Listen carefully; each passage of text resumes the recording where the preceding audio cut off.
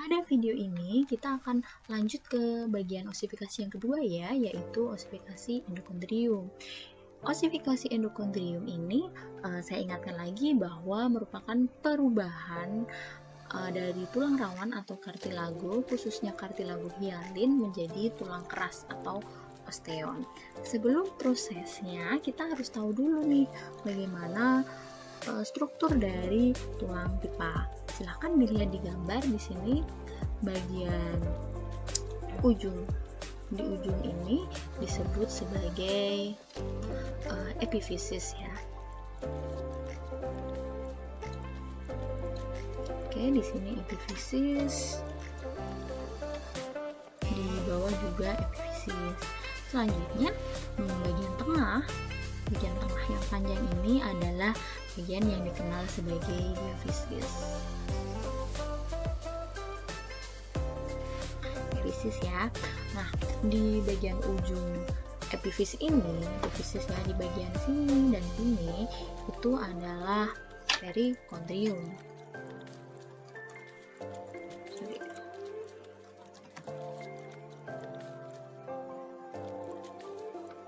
Perikondrium dan seperti yang sudah saya sampaikan bahwa proses osifikasi ini terjadi awal mulanya dari kartilago hialin. Kita lanjut ke gambar berikutnya ya. Dari sini nanti di bagian dimulai bagian diafisis ini mengalami matriksnya itu mengalami pengapuran. Jadi di bagian yang ini itu adalah metrik yang mengalami pengapuran.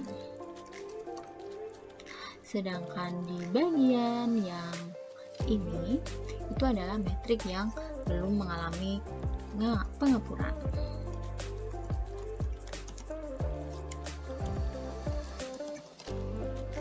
Oke, bisa dilihat perbedaannya ya. Kalau yang pengapuran itu akan muncul tadi seperti tadi akan muncul rongga-rongga. Nah, rongga-rongga ini adalah pusat osifikasi primer. Kita lanjut ke gambar berikutnya, oke? Di sini di pusat osifikasi primer ini adalah pusat osifikasi primer. Saya tulis dulu. Selalu ditandai dengan masuknya pembuluh atau kapiler darah ya.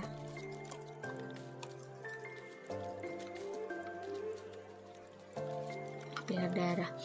Pada mulanya pada saat proses dari sini dari sebelum terbentuk pusat osifikasi sampai nanti akhirnya jadi tulang pipa dewasa, bagian ini awalnya adalah tulang spons. Ya. Kemudian di bagian tepi itu adalah periosteum. Masih ingat ya, periosteum itu dibentuk di tepi tulang keras. Selanjutnya ini nanti akan melebar. Kita ambil gambar berikutnya ya. Oke, di sini.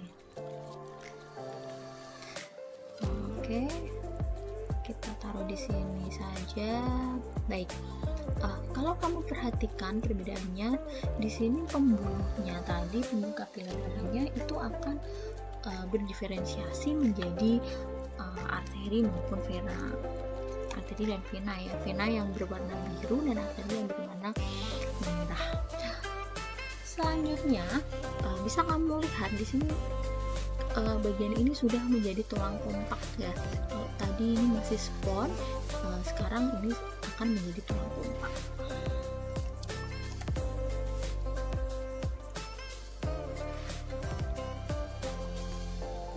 Di bagian diafisis ini sudah terbentuk rongga secara sempurna dan di sini tulang rawan hialinnya sudah berubah menjadi osteon. Tapi pada bagian epifisis kamu perhatikan ini masih dalam bentuk itu ya, kartilago hialin ya. Jadi di sini mulai mengalami pengapuran.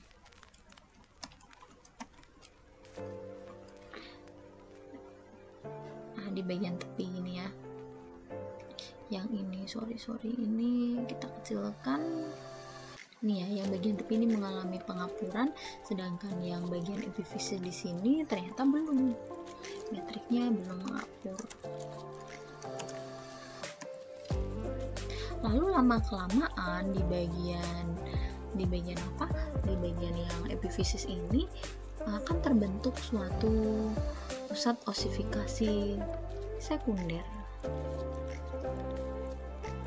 Ini ya, di sini akan terbentuk pusat osifikasi sekunder. Saya tulis dulu ini adalah pusat osifikasi sekunder.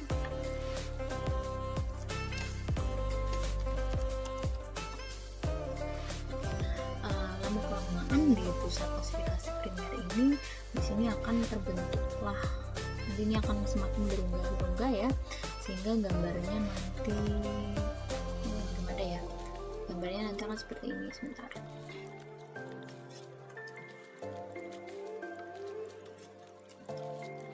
Oke, gambarnya akan sedemikian rupa. Jadi bisa diperhatikan ini pusat osifikasi sekunder ya, tadinya pusat osifikasi primernya ada di sebelah sini. Nah, pusat osifikasi sekunder ini akan membentuk tulang-tulang spons berikutnya di bagian epifisis.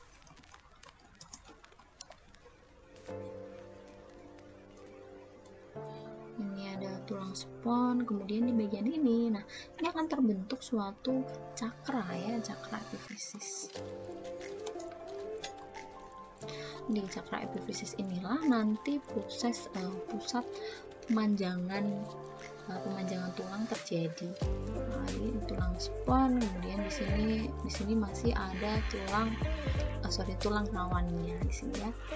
Oke, itu tadi proses dari osifikasi perikondrium ya.